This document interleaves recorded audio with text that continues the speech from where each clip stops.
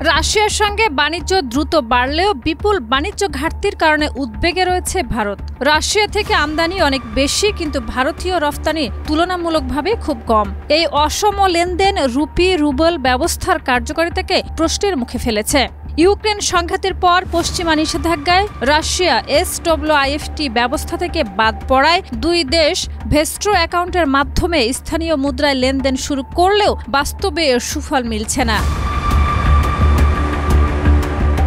RBI নিয়ম শিথিল করলেও বেশ কয়েকটি ভারতীয় বংশোদ্ভূত আন্তর্জাতিক ব্যাংক রাশিয়ার অর্থনীতি ভয় পাচ্ছে।